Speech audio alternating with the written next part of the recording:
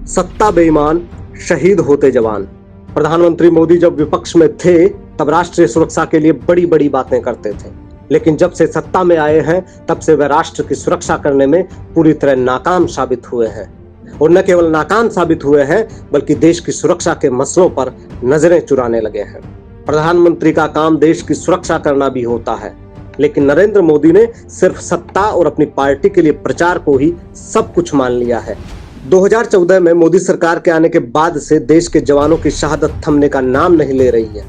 कुछ चुनिंदा उदाहरण हैं। अप्रैल 2021 बीजापुर में 22 जवान नक्सली हमले में शहीद हो गए। जून 2020 चीन द्वारा गलवान घाटी में किए गए हमले में 20 से ज्यादा जवान शहीद हो गए। फरवरी 2019 में पुलवामा हमले में 44 जवान शहीद हो गए। 2018 में सुकमा में 9 जवान शहीद हुए। 2017 में सुकमा में 25 जवान शहीद हुए।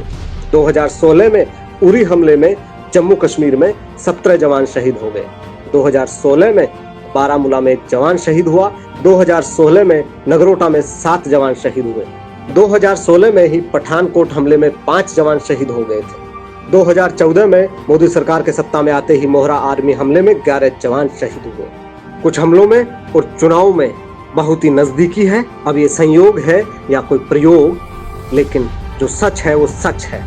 उदाहरण के लिए उत्तर प्रदेश चुनाव से पहले उरी हमला हुआ, लोकसभा चुनाव से पहले पुलवामा हमला हुआ, बिहार चुनाव से पहले गलवान में हमारे जवानों पर चीन द्वारा हमला हुआ, और अब जब असम और पश्चिम बंगाल में चुनाव चल रहे हैं तो बीजापुर में 20 से ज्यादा जवान शहीद हो गए हैं। ये संयोग है या सत्ता का प्रयोग, ये सच तो सत्ता जाने। मगर देश के मन में सवाल उठ रहे हैं कि ईश्वर ना करे अगर ये प्रयोग है तो भाजपा को इसकी बहुत बड़ी कीमत चुकानी पड़ेगी। जय हिंद।